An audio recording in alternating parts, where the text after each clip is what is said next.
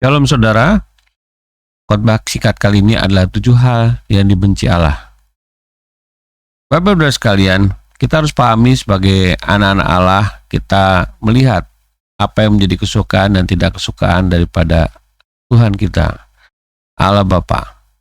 Di sini dikatakan di dalam Amsal 6 ayat 16, 6 perkara ini yang dibenci Tuhan, bahkan 7 perkara yang menjadi kekejian bagi hatinya. Luar biasa Bapak Saudara.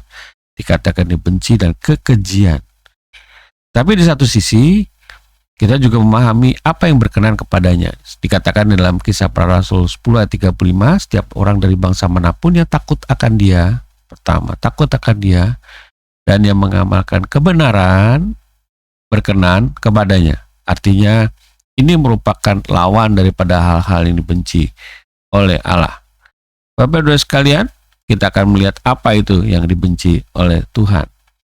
Satu, mata sombong. Dalam Amsal 6 ayat 17, salah satunya dikatakan mata sombong.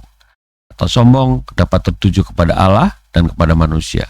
Kepada Allah bahwa segala firman-Nya tidak menjadi hal penting dalam kehidupannya. Kepada manusia, mata sombong akan melihat orang lain lebih rendah dibandingkan dirinya. Bisa secara rohani, materi, kepandaian, dirinya tidak menganggap orang lain sehebat dirinya. Kesombongan akan berhadapan dengan Tuhan sendiri karena tidak ada kerendahan hati. Yang kedua adalah lidah dusta. Lidah dusta adalah kesukaannya untuk berbohong demi kepentingannya sendiri, untuk melindungi dirinya sendiri, tetapi semua terorientasi bahwa dirinya mendapatkan manfaat. Lidah dusta ini timbul karena pengulangan yang terus-menerus dan menjadi kebiasaan di dalam kehidupannya. Dirinya merasa nyaman dengan berbohong dan kebenaran sudah ditinggalkan, dan bagi seorang pendendam, lidah dusta sudah menjadi bagian dari hidupnya. Artinya kalau Bapak Ibu sekalian menyimpan dendam atau kepahitan terhadap orang lain, kebohongan sudah pasti ada. Karena apa? Apa yang diucapkan dan apa yang dalam hati itu berbeda. Tangan yang menumpahkan darah orang bersalah, orang yang tidak bersalah. Tangan yang menumpahkan darah orang yang tidak bersalah ini berkait dengan nubuatan mengenai Yesus di mana harus menembus dosa manusia. Yesus yang tidak bersalah, tidak berdosa, harus mati di kayu salib demi kita. Di sisi lain adalah kebiasaan mengorbankan orang lain agar dirinya mendapatkan sesuatu, apakah itu kekuasaan, kekayaan, bahkan kepuasan. Kita harus pahami bahwa siapapun yang menumpahkan darah orang, hal itu akan dituntut oleh Tuhan sendiri, karena kehidupan seseorang adalah miliknya Tuhan. Yang keempat, hati yang membuat rencana jahat. Hati yang membuat rencana jahat didasari bahwa pikiran manusia dimulai dari hatinya. Ketika hati sudah jahat, maka pikirannya pun jahat, merancang kegiatan jahat. Inilah yang patut dipelajari, bahwa hati hanya Tuhan yang tahu. Hati adalah pusat kehidupan manusia. Hati adalah tempat bersemayamnya firman Tuhan. Artinya hati akan mempengaruhi seluruh kehidupan kita, dimulai dari pikiran yang seharusnya bersandar pada kebenaran. Kaki yang berlari menuju kejahatan. Amsal 6 ayat 18. Dikatakan kaki yang lari menuju kejahatan adalah melakukan hal jahat yang dirancang dalam hatinya. Sebenarnya Roh Kudus ada untuk mengingatkan agar bertindak dalam kebenaran, tapi kedagingannya dorong untuk melakukan sehingga tidak didengarnya lagi suara Allah. Inilah sebenarnya keberanian untuk melawan kedagingan kita sedang diuji. Karena ada waktu di mana Tuhan masih berbicara, tetapi ketika seseorang sudah mengeraskan hatinya, tidak ada yang melawan karena kedagingannya. Saksi dusta. Saksi dusta dikaitkan sebagai saksi adalah orang yang berada melihat dari satu kejadian.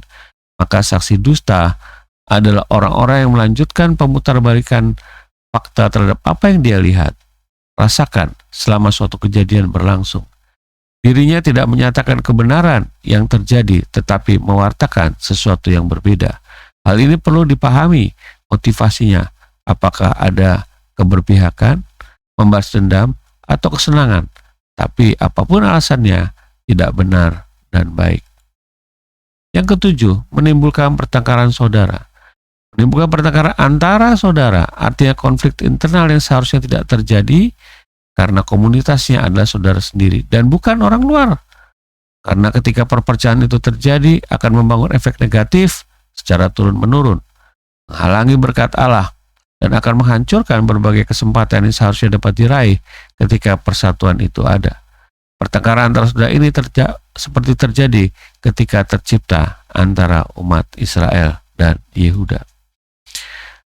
Bapak Ibu sekalian, itulah 7 hal yang dibenci oleh Tuhan, dan itu merupakan kekejian. Bapak Ibu, itu suatu hal yang luar biasa tidak disukai. Sebagai penutup, kita harus pahami. Markus 12:30 mengingatkan kita, firman ini bersabda kepada kita Bapak Ibu sekalian, bahwasanya kasihilah Tuhan Allahmu dengan segenap hatimu dan segenap jiwamu dan segenap akal budimu dan dengan segenap kekuatanmu. Seluruh kehidupan kita, orang-orang yang beriman kepada Yesus, menyerahkan hidupnya, dan inilah bentuk mengasihi Dia. Dan yang kedua, apapun yang kita lakukan, seperti dikatakan di dalam 7 hal yang dibenci Allah, selalu berkait dengan sesama. Dan hukum yang kedua ialah kasihilah sesama manusia seperti dirimu sendiri. Tidak ada hukum lain yang lebih utama daripada kedua hukum ini. Marilah kita diingatkan oleh firman Tuhan ini Bapak Ibu sekalian. Jaga kehidupan ini. Kita boleh ke gereja, persekutuan doa, apapun juga, tetapi kita harus waspada. Kita harus memeriksa diri kita bahwa ada hal-hal yang tidak Tuhan sukai. Apakah kita ada di sana salah satunya? Apakah kita masih menyukai hal seperti itu? Atau kita sadar dan mau keluar dari itu semua? Tuhan masih membuka tangannya untuk memberikan pengampunan kepada siapa yang mengakuinya dengan segala kerendahan hati. Tuhan Yesus memberkati Bapak Ibu sekalian. Marilah kita hidup sungguh-sungguh mengasihi Allah. Tuhan Yesus memberkati. Amin.